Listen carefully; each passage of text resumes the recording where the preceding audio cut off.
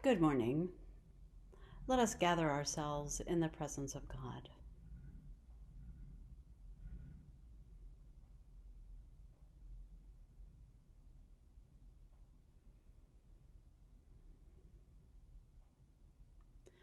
Let us pray.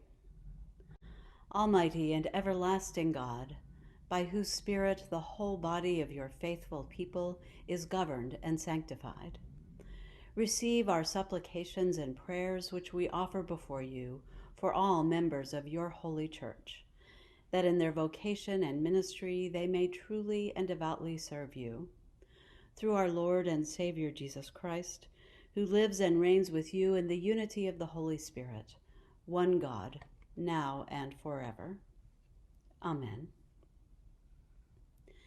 Dios Todopoderoso y Eterno, cuyo Espíritu gobierna y santifica a todo el cuerpo de tu pueblo fiel, recibe las súplicas y oraciones que te ofrecemos por todos los miembros de tu Santa Iglesia, para que en su vocación y ministerio te sirvan verdadera y devotamente, por nuestro Señor y Salvador Jesucristo, que vive y reina contigo en la unidad del Espíritu Santo, un solo Dios, ahora y por siempre. Amen. Good afternoon, and welcome to our workshop this afternoon entitled The Positioning of Dioceses for a Time Such as This.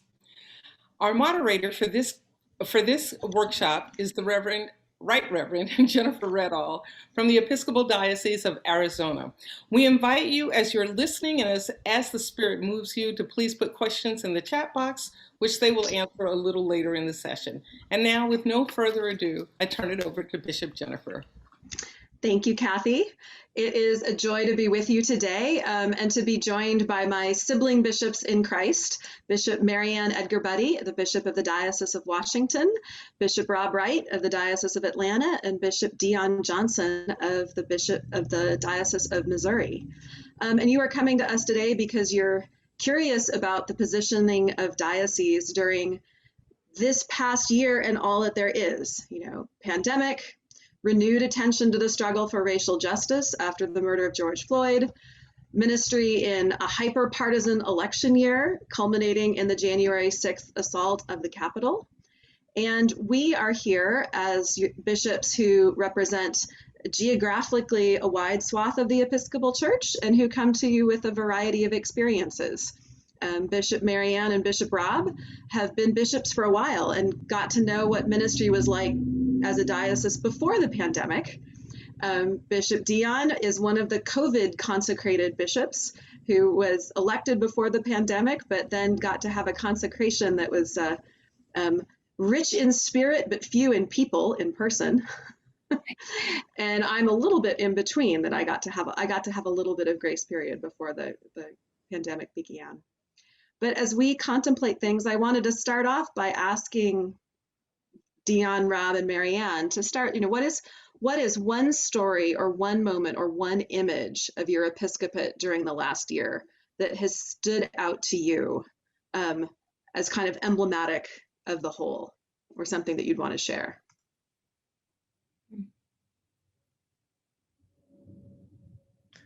Well, being the newest one of the group, I'm happy to jump in and go first. One of the very emblematic of this time was All Saints Day. I went to one of the parishes for a regular visitation that included confirmation. And having not done too much by way of confirmation in the 8 months that I've been a bishop, this was great. And it turned out that two of the people who I confirmed, that was their very first time being actually in the building ever. They had discovered the congregation online, did their preparation for confirmation online, became Episcopalian online, and the very first time that they came into the building was for their confirmation. And for me, that was pretty telling and pretty awesome of the time that we're in. Right. That's great. I love that ministry doesn't stop. Rob or Marianne? I can go next. I think the first thing that came to mind, Jennifer, when you asked the question, were the number of congregations of people who would have sworn to me 3 years ago, or maybe 18 months ago, that technology would have no place in an Episcopal church, who have become completely adept at what we're doing right now, which is gathering for meaningful discourse and prayer and formation online, and kind of liking it. You know, I mean, while we're all tired and we miss what we miss, there's a sense of both pride and accomplishment and recognition that this is the future as well as our present moment. Yeah, I think for me, the moment that connected to technology was we, you know, Holy Week was pretty early, and we decided to do a clergy renewal of vows live streamed on YouTube, you know, from my living room, and seeing the "I will with God's help," or I will" in the chat on YouTube was the first time for me where I thought, oh my God, I think live streaming works just fine. Like, we were participating as one body, but it took until then for me to fully give in. I think I would simply say, it sort of connects to both of my siblings. I think I would say that watching profound grief and loss in the clergy and the lay people, and that being very real, live also beside hope. And as sort of Marianne alluded, watching how innovation got accelerated.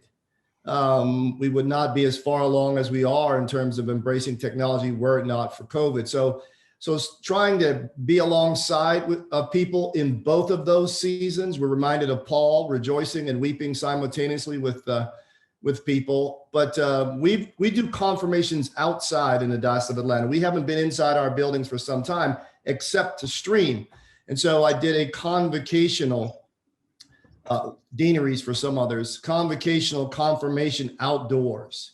And it was really amazing to watch us be able to, amidst subways going by and trains going by, share that bit of time together. And for some people, that was the first time they had gathered with non-family members in many, many, many months. And so to see that the church is adapting and still alive, even though in crisis mode, warms the heart and really just pushes us forward.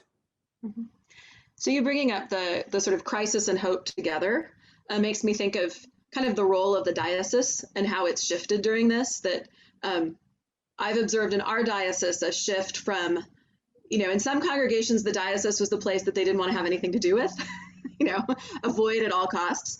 But I feel that during the last year, there's been a renewed connection between our congregations and that, both in terms of pastoring clergy and in terms of discussing all these things about how do we gather in person, online, whatever, outdoors, indoors, all those things.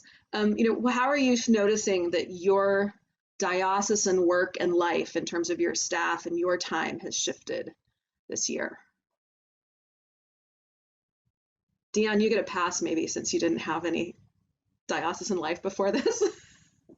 I would echo what you just said, Jennifer, that I spent certainly the first few months of the pandemic handing out guidelines right and left, that a diocese that was not accustomed to feeling like they needed to obey the diocese, ordination vows notwithstanding, that they were listening and they were abiding, they were grateful for the time that we took to do a deep dive with regulations, the various judicatories, the CDC, and to put before them clear, consistent protocols that they could then introduce.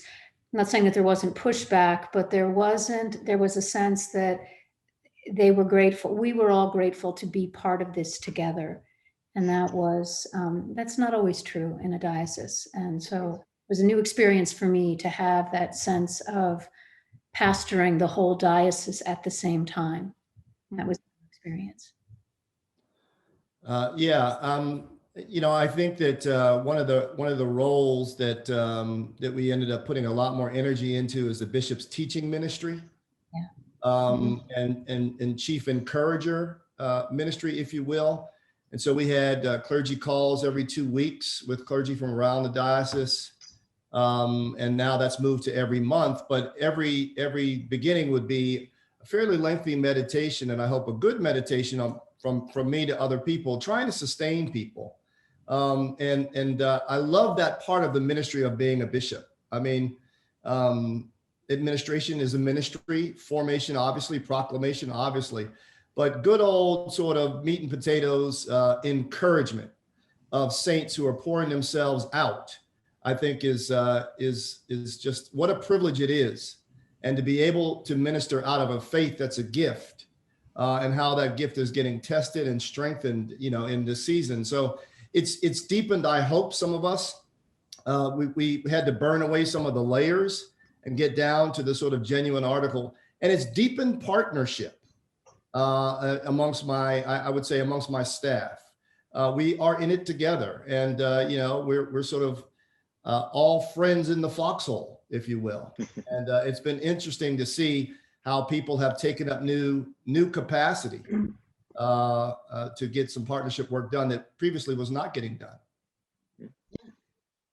Dion, you were telling us a story before we got on that was pretty exciting about partnerships. If you can share that. If you can't, I'll skip over. Yeah, we can skip that one for now. Putting it in mind. So how are you feeding your sheep? I mean, what is the word or the gospel or the food for the flock that you've found satisfying? And has it changed from, 10 months ago to today? Like, what's the food for March of 2021 that's different than the food of March of 2020? I'll jump in and say that, for us here, at least, there's a renewed sense of connectedness. One of the things that I've been doing is town halls with all each congregation. We've been doing town halls 2 a week, just so that we can be literally in every single congregation and have conversations and just listen. And more of what I've been hearing from them is a need to be more connected, not just to the diocese, but to the congregation that's closest to them, which is something I don't think was there before.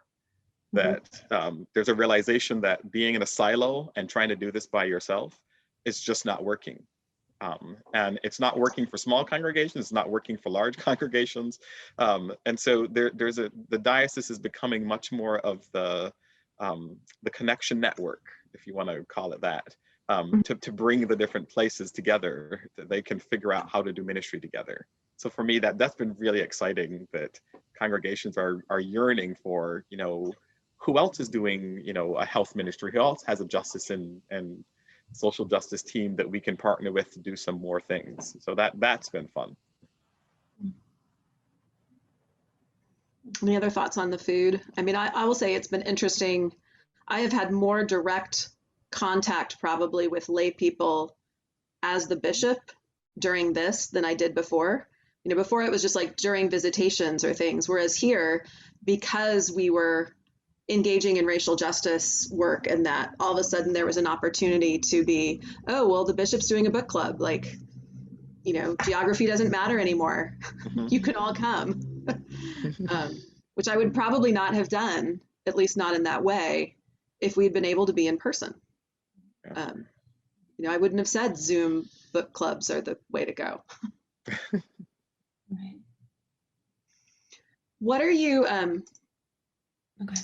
what are you wanting to kind of leave behind? Like, what are the stories that you want 4 or 5 bishops from now to know about the time of your diocese and during the pandemic and what that was like?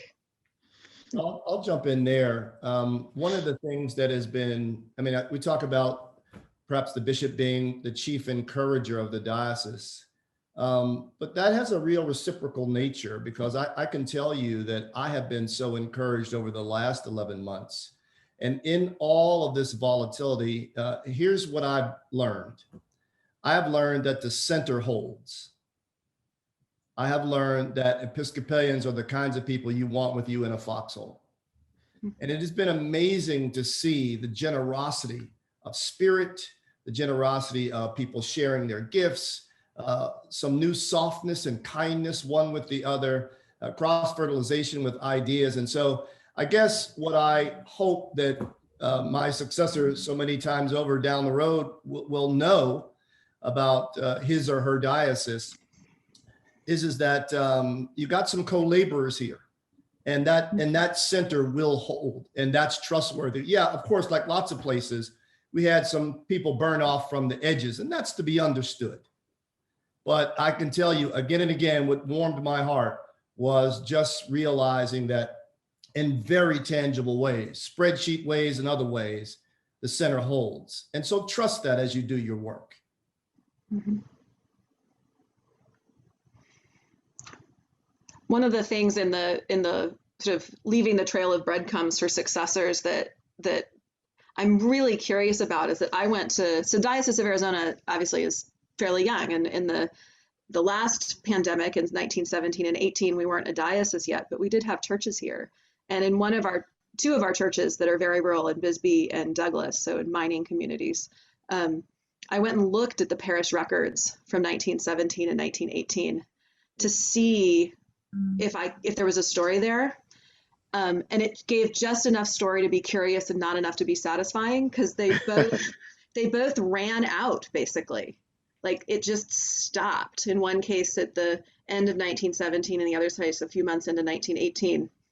So you didn't know what the story was, except that at one of them we still had the death records, and the death records then shifted from sort of more normal causes to Spanish flu, Spanish flu, Spanish flu. So I've been really encouraging our congregations and our clergy to make sure that they are keeping records in a format that somebody in the future can look at and know what was going on.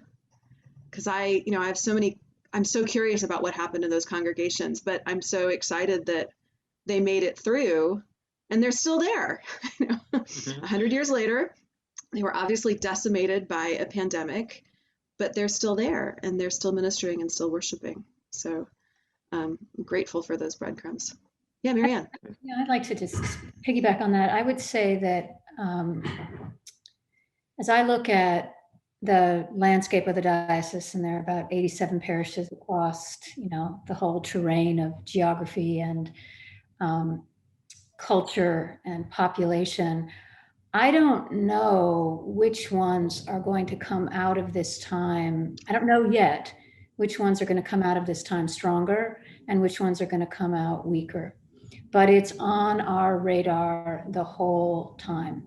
And so I think part of my work and the work of the diocesan bodies is to do whatever we can to ensure that as many congregations come out of this better equipped for ministry on whatever awaits us on the other side.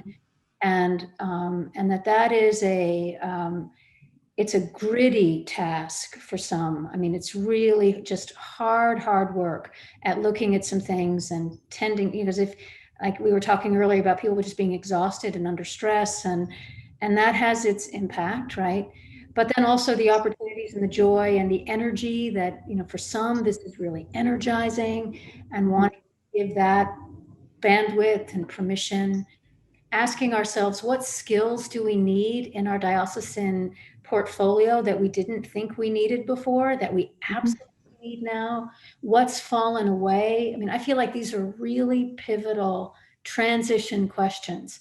And that on my watch, I want to make sure that many of the congregations that are leaning toward the future and are capable, have the capacity to move into that new realm, can get there. And what I do know about my own observations, and I'll stop with this, is if I were to guess which ones were going to make it and which ones weren't, at least 30% of the time I'd be wrong, right? Because there are just some things that you just don't know until you live through it with people, right? So to give everybody the full generosity of of engagement, but also recognizing that we had an adaptive challenge before the pandemic, and it has only accelerated with this. And so eyes wide open about kind of the work that's ahead. And I think we all want our diocese to be stronger when we pass the closures on. Well, and what are the characteristics that we see of the congregations that are still finding ways to thrive in the midst of this. I mean, I think, and that's not, you know, what I'm observing, because we are a diocese that has very tiny rural congregations and very large urban well, very large for Arizona urban congregations. It's not based on size.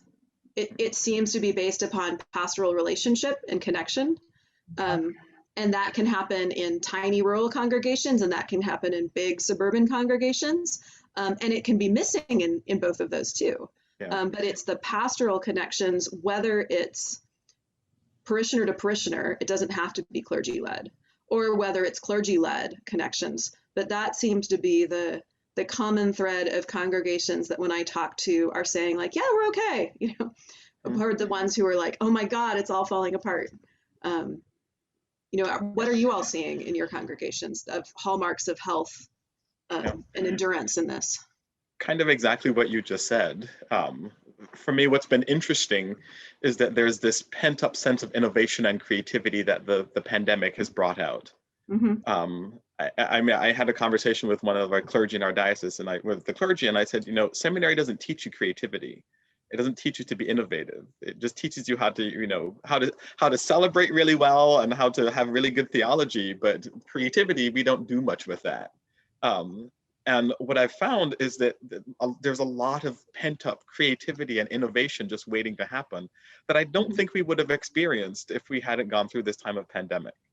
I mean, I look at the congregations that are doing who have found some really like super creative ways to stay connected, things that would never cross my mind, but they're doing it and they're building capacity. And I have one congregation that they're doing their invite, welcome, connect, and they switched the whole thing to be online, and doing some amazing things with it and having people join them from worship from like across the world and whatnot. And this is a small little congregation that you would never think, you know, why is somebody from Puerto Rico tuning into your liturgy?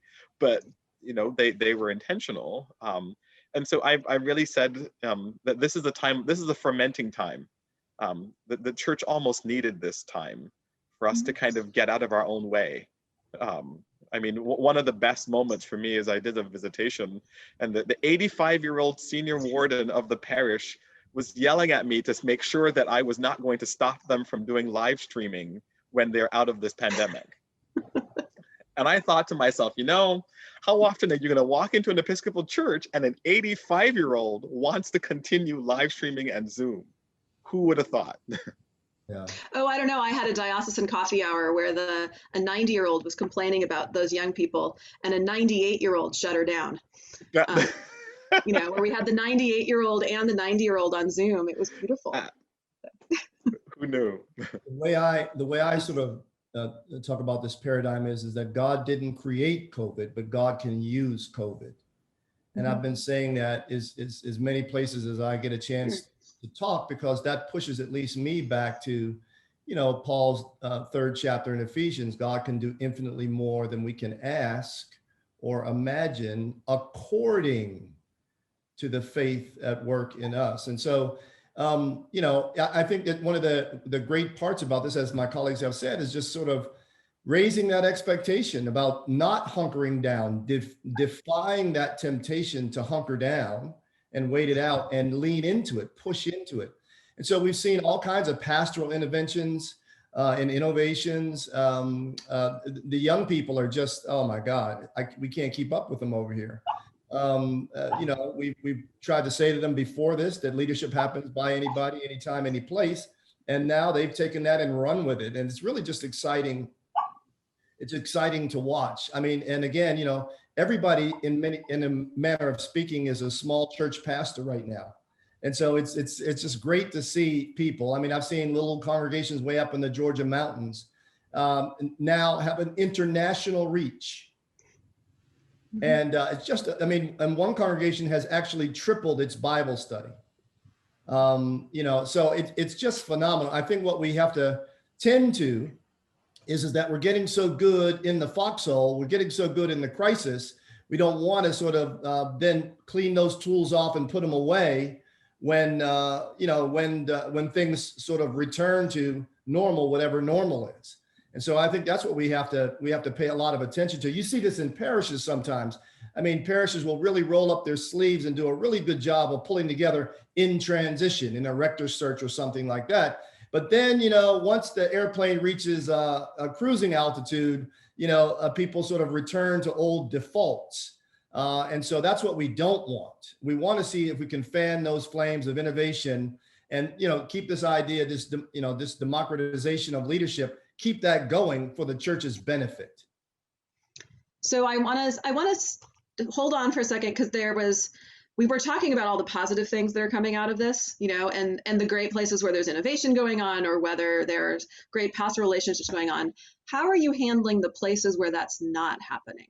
Because I will say, as a chief pastor, I'm wanting to bring in the stories of where things are going well, but I'm trying to figure out how to do that in a way that it's sensitive to the people in congregations for whom this is not good. This is devastating, and are just struggling. So how are you pastorally caring for the places where this is, where the pandemic is kind of beyond burdensome into, putting critical light, being in a sort of critical state, or for your clergy who are experiencing that? Yeah, well, I've not experienced it so much with clergy. I've experienced it more with a couple of the congregations. And my tendency is to lean in. So, I mean, I spent time with them bemoaning that we can't sing, that we can't get together, but not letting them stay there. That is like, yes, it's good to complain about what you can't do, but what are things that you can do in this moment? And so, some of the congregations don't have the capacity to do. I have like at least one that's like not doing Zoom, not gathering, but they're calling each other regularly to have phone calls to make sure that they're connecting with each other, and they're dropping off care packages with one another. And if that is the threshold that they can meet, well, God bless them. Go drop off your stuff and call the folks that you need to call, and keep that connection going. But my thing has been, if you can't just complain and stay there, you have to complain and move. Mm-hmm. I feel like our theology helps us here a lot, and our the fact that Jesus was a man acquainted with grief and sorrow and struggle, that there's no shortage of wilderness metaphor and imagery to sustain us when we're there. There's a lot of talk, Jennifer, and I'm listening to it, about the prolonged nature of grief and how that will affect us as a society and as a culture. There's also a lot of, there's just a lot of emotion, a lot of energy that is expressed in all kinds of ways. And so I love what you said, Dion, about leaning in. My sense is to show up for it. There is, I would say, Jennifer, to your point, and I'll try not to go on too long, is when we get really excited about the congregations that are innovating and doing great things, and we start championing that, because we are trying to do that. We're trying to do that before the pandemic. It does raise the anxiety of the churches that are struggling. It really does. And because it feels overwhelming to them, and there is a sense of panic that they're not keeping up, or that we're going to shut them down, as if I had the power to do that. But you know what I mean? There is this. So I'm just mindful of that, how to walk the line between really wanting to encourage those that are embracing, and then checking in with those who feel sad and overwhelmed or panicked by the inadequacies of it all. Mm-hmm. And I have some of that too. I look at some really cool things that other dioceses are doing, and I think, oh darn, we should be doing what they're. There's all of that, right? It's all such a human thing. I definitely have diocesan jealousy periodically, and I go like, wait, but then I think, but that's it, right? We can't all do all the things. Right. We can't be all things to all people, but we, by all means can save some. And every context is different, right? I mean, a wise gentleman, a great mentor of mine said, Rob, move with those who can move and pastor the rest. Mm-hmm. The connection stays. You stay connected no matter what. But I mean, that's why being a pastor is an acrobatic exercise, right? I mean, you know, we've done this before. We've done funerals, and then we've turned around and done weddings or baptized. And so it's those muscles we're using. And Marianne's right. I mean, you know, depending on who you're sitting in front of, I mean, their anxiety might be heightened because you're celebrating. And let me just say, incidentally, as a general matter, before COVID and certainly during COVID, as a general matter, Episcopalians don't do a good job about talking about the blessings that God has poured on us. We're a bit coy anyway about celebrating some of the goodness that is happening in our midst. That happens in clergy gatherings, that happens in the House of Bishops, that happens in lots of places. And so this is a moment to try to lengthen and deepen that, to ask people what's green, what's growing, what's happening, how is God moving, and at the same time to talk about what's dying and what's the grief. Where's the grief? You know, Brueggemann tells us one of the, you know, sort of job number one as pastors is making space for grief and loss. And if we don't do that, we really are going to short circuit authentic expressions of hope. If we don't take time to tend to real grief, then, you know, the hope will be performed down the road rather than an authentic expression. So it's a very difficult job. I think that's why a lot of people who perhaps are listening in are weary as pastors right now, because of this sort of both and all the time sort of version of what we've been doing for these last 11 months. Well, and the both and of all the things at once. I mean, I will admit that after George Floyd's death, I had a moment of going, wait a second, I know how to protest for racial justice, but I don't know how to do it in a pandemic when it's 120 degrees out. Because that's what Phoenix was like at that point. You know, how have you managed to balance the needs of focusing on the pandemic, of focusing on racial justice, of focusing on, or of coping with 2020 as election year and the election that would never end until January 6th, maybe. How have you managed to hold the center, as you said, Rob, or hold on to that? I think we can all respond to one crisis at a time, but how do you respond to three very important and critical crises that are central to our daily lives and that our faith has a lot to say about? Imperfectly, right? We responded. Good answer. And I think we've all experienced, and I remember this as, in all dimensions of ministry, sometimes the crises come like a wave that you just have to ride, and you ride it until it's over, and there's nothing you can do until that wave is over.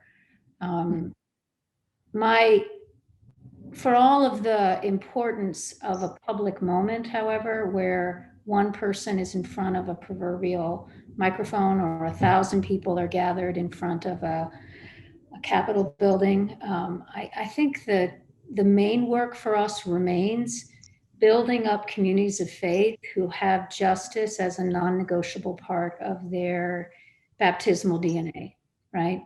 And that's real work is in between the moments of crisis that everyone's paying attention to, and the sustained work is the quieter efforts to build up disciples and to build up communities of faith who are doing it in a quiet way. And what this year brought us was just a lot of exhausting moments that we had to respond to.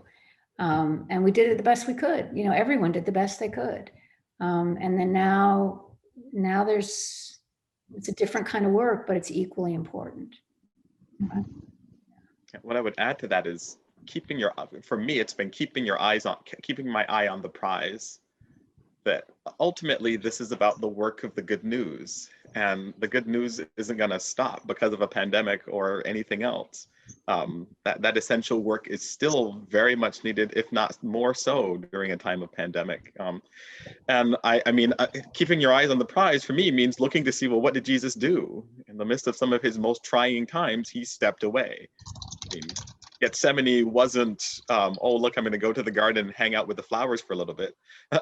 It was him stepping away from ministry. I mean, it starts out by saying he went off with the disciples to pray on that night. And so for me, it's been making sure that I encourage the clergy and the laity to take time to step away, to step out, to make sure that you're not overextending or overwhelming yourself. And it meant that I needed to model that myself. So, taking 3 weeks off in the middle of the summer, in the middle of a pandemic, to say, I am done with all of the stuff I have to do for 3 weeks, because I would be no good if I keep going. Mm-hmm. So kind of modeling that. What occurs to me, Jennifer, in response to your question is that, George Floyd is one more sad chapter in a very sad novel that began in 1619, before the Pilgrims landed on Plymouth Rock. And so there's a weariness by many people, I would say perhaps especially people of color. My mother had heard George Floyd. My grandmother had heard George Floyd. My great grandmother had heard George Floyd. And so there's a real weariness in all of that, that I think is really bone deep. And that lives beside comments by people like John Lewis, who just before he died was so excited to see more white people than Black people marching globally, to name and overthrow white supremacy and all her illegitimate children. So I mean, it's just this, so if, justice is love overthrowing everything that is not love. And if you're in that game, that's a long slog. It's just a long slog, and it's 2 steps forward and 1 3/4 steps backwards sometimes. And so I think that the spiritual grounding is essential if we're going to be in that game. And I think that's what I hope. I hope that this awakening that was really a global phenomenon, that most of it can be sustained until there's real change. I mean, here in Georgia, we're facing the Ahmaud Arbery trial, a man hunted down for jogging by former law enforcement officers with a cover-up by law enforcement officials in the county and statewide.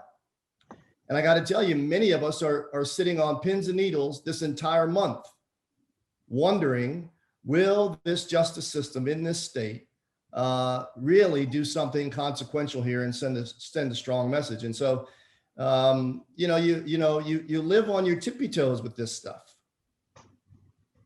And so, I guess the only thing that's comforting to me is that you see partners emerge who are serious and sincere in their own ways of becoming allies and moving past rhetoric and jumping on bandwagons to actually giving their flesh, dollars and intellect to the cause. And so it's a back and forth, I guess, depending on what day you ask me.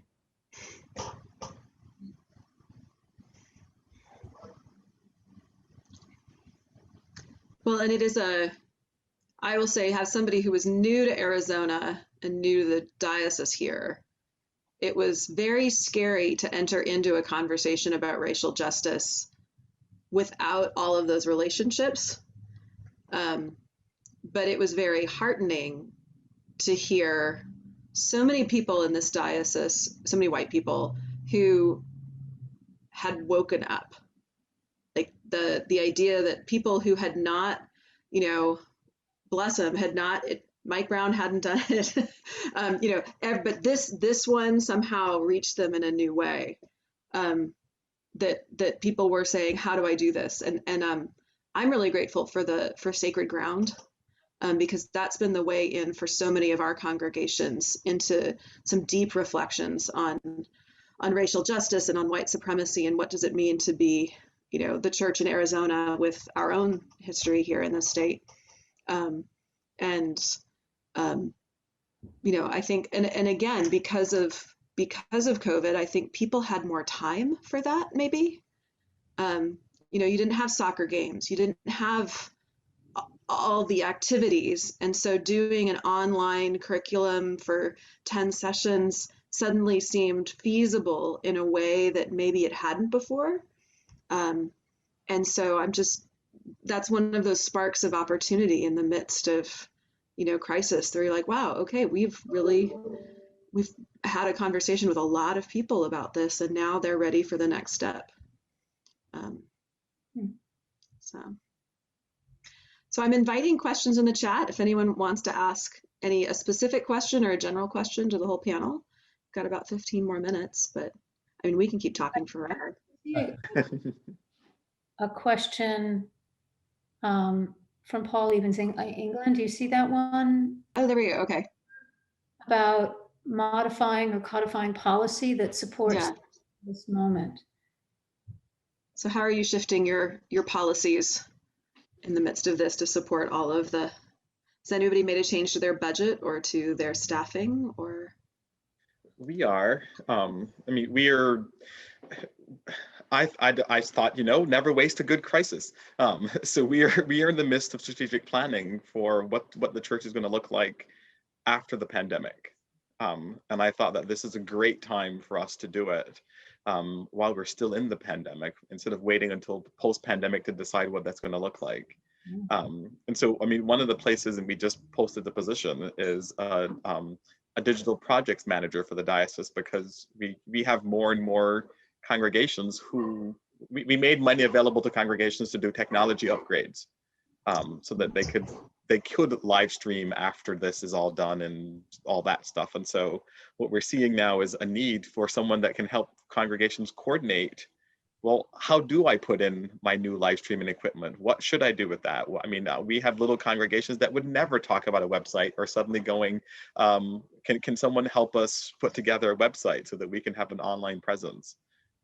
So we've realigned to put a position for a digital projects manager who's going to take care of all of the networking, the video editing. I mean, because this editing of videos and putting that type of stuff out isn't going to go away when we're back in person. I mean, I'm convinced that people are still going to want to see the bishop and the staff doing these type of things. And so it's recognizing that this hybrid virtual in-person world is a reality we're going to have to live with for a very long time. Mm-hmm. About others, what are you shifting? We're shifting. I mean, you know, I call it my commitment to never go back to Egypt. Is my commitment. I think, you know, I'm in my 9th year, and, you know, running around, you know, like a chicken with your head cut off for most of that. You know, we've learned some things, and I think if the goal is to be effective, right? If the goal is to lengthen and deepen proclamation, formation, and administration, then you have to think again about the best application of your time. And so in larger systems like, you know, like some of the dioceses that are represented here, maybe what we've learned in COVID is the better way to get out and get the word out and raise the floor height in terms of Christian teaching and et cetera, would be for the bishop to have a regular schedule of teaching sermons or teachings and videos and so on. And so that's one of the things we're entertaining right now. How can we support congregations with a regular teaching series from the bishop about this, that, or the other thing? How can we raise the floor height in the spiritual maturity of the average vestry member? How can we supplement that? How can we support that? And so again, looking across Zoom, no, we're not giving away, you know, sort of face-to-face and all that sort of fellowship. That won't ever go away. But how to know how and when to use that most effectively, I think, is what we're thinking about strategically. Because of course the goal is to raise the floor height, raise the bar, right? And not just sort of run around. I mean, that's busyness masquerading as real work. So we have a question about how we're building out and supporting development of online stewardship for parishes. I don't know what y'all are doing. We're bringing in, we have a lay leadership retreat weekend. It's usually in person. It was the last normal thing we did a year ago. And this year it's online. And so our keynote speaker for that is on stewardship and in the pandemic, and bringing some both wisdom and expertise and some statistics about what's going on in the world. But it's been hard. What about the rest of you? COVID hit us right in year one of the implementation of a strategic plan, which was a bit disorienting. And then I just thank God every day for the strategic plan, because it kept us focused on a few strategic goals. And one of them was precisely what both Rob and Dion had been speaking about, and you too, Jennifer, which is how can the diocese be a source of really solid, curated formation and discipleship formation and leadership training and equipping for congregations. And what COVID did was drive into hyperspeed all of that going onto an online platform.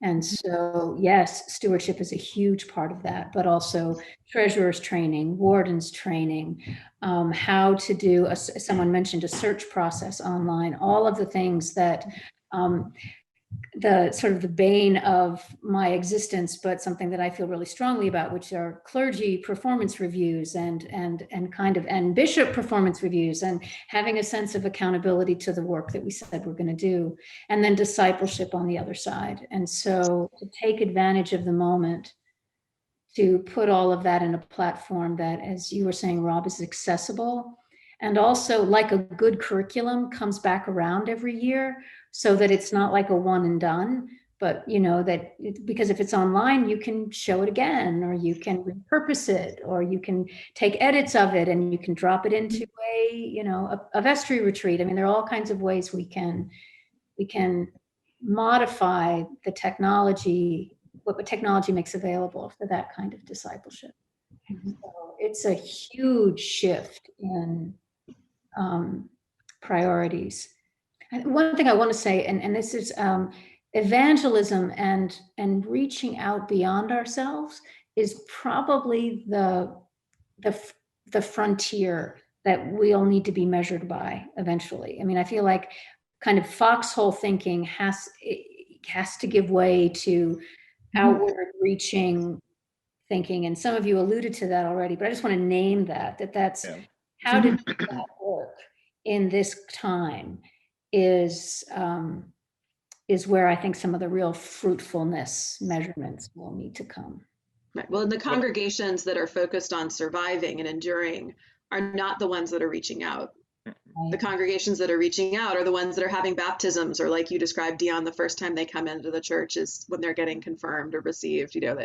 That the focus still, there are still people hungry for the gospel of Jesus Christ, even more than before, because now they know just how broken everything is, and we have good news to share, and we can't hide it. Well, what I've been saying. Oh, I'm sorry, Marianne. Go ahead. Go ahead. I've been talking too much. Oh no. What I've been saying is the bar to invite someone to church or to something related to the church has never been lower. Yeah. None of this pesky getting up, getting dressed, putting clothes on, getting in the car, driving to a church. It's like, keep your fuzzy slippers on, get in front of your computer, and you can join us for Bible study, coffee hour, conversation around race or something. I mean, I've been saying, you couldn't ask for a lower bar to invite people to be in church right now. You couldn't ask for it. It's not possible. And I definitely predict one of the changes post-pandemic in-person worship will be people will have their coffee cup with them. I think they've gotten too used to it. If we make that shame on us if we make that a barrier. I also want to do a shout out to like all of the organizations and institutions of the Episcopal Church and beyond who are doing really amazing work that we can benefit from because of the platforms that are becoming available, open source or prescriptions. I mean, there is such a wealth of really good material that is at our fingertips now. And so I hope that a parish priest, deacons, lay leaders don't feel like they have to do everything. They don't have to recreate everything on their own, that they can the collaboration like you were saying, Dion, collaboration, the bar is also really lowered. We can do Lenten formation across the city or across the diocese in ways that we could do that, and it would lift all of us in a way. And the seminaries and the parachurch organizations and the justice people. I mean, there's just part of it is just curating it, right? Figuring out what we can without being overwhelmed, which I confess to being overwhelmed sometimes by how much is out there, and how to bring it into manageable pieces for people to take in that is helpful. Well, may I add just also, Dion had such a great phrase, the bar has never been lowered. Don't you just love it? You know where else the bar, I mean, where that also factors is that we've never had a better chance to declericalize the Episcopal Church. And I got to tell you, I'm excited about it. And that's with all due respect to people like me with these funny things around my neck. But how do you read scripture? And how do you read the Book of Common Prayer, right? And so the fact that people might have their fuzzy slippers on, and the fact and have worship online, and the fact that family members may be leading one another in compline or morning prayer or noonday prayer, or that family members may wash one another's feet and may have actually imposed ashes on one another, is really exciting to me. To me, that's a more full expression of our liturgy, not that it's shrinking. And so I guess what I want out of this time, and perhaps the bar has never been lower for this, is more people in our denomination to share the responsibility for spiritual leadership, one to the other. And it seems like we've never been in a better position for that before, at least in my 20 some odd years. And so I'm holding out hope for that. And what I hope is that, so many clergy talk about, burnout and overfunctioning and the cost of all that. Well, hallelujah. Here's an opportunity to dial that back right now. If what we want is to not be in the center in earnest, because if you don't want to be in the center in earnest now, never been a better time. There's a question. Bar has never been higher. Just not to disagree, but in the sense that, on the opposite side of one truth is another truth. There's a lot of really mediocre stuff that's out there. And so part of a curated, people have the ability to click us off with, if it's not transformative or life-giving to them. And so I also am striving to offer whatever we offer with an eye toward some excellence and some thoughtfulness. And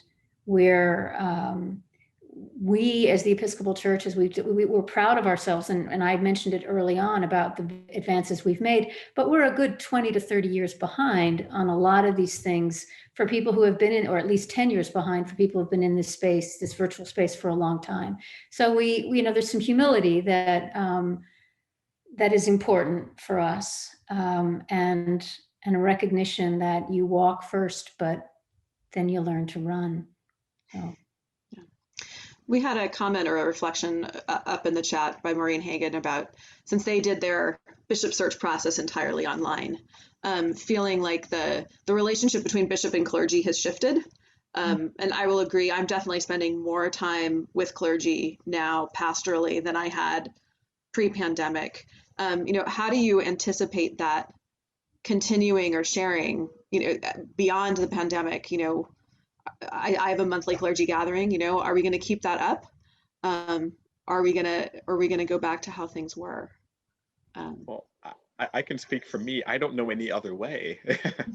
I mean, I can tell you when this pandemic is over and we go back to normal, whatever that looks like, for me, it's going to be weird having people actually in the building, because I've not done anything bishoply with more than maybe 10, 15, 20 people at the max in the room. So, and most of my clergy have been little squares on my screen. So, I mean, we meet every 2 weeks, and that, for me, that's just the norm. So, I mean, we're we're planning for the fall about what our fall clergy gatherings is going to be like. And my canon to the ordinary said, oh, so we're going to go to this retreat center. And my first thought is like, why are we not on Zoom? Because this has been my norm. Wow. And so that norm of meeting with the clergy every 2 weeks via Zoom, I think despite even when we're back to the next normal, we'll continue that pattern, that being able to figure out what meeting needs to be an in-person meeting, what meeting needs to be a Zoom meeting, is something that I will continue. But I've kept saying we are going to live in a hybrid world going forward. And it means that we're going to be a lot more connected than we thought we were before. Same. Yeah. Yeah, us too. I mean, it's particularly geographically, like I feel like the clergy on the edge of my diocese, which is the edge of the state of Arizona, have been able to participate more fully in diocesan life because it's all online. Yeah. Because before they were kind of the Zoom deanery, and that was weird. And now that we've all become the Zoom deanery, like they're just right in the middle of it. And that's a really good thing.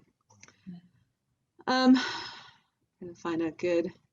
So how has the past, someone from Kim Arakawa, how has the past year shaped your leadership? Where have you grown? How are you sharing your learnings with others?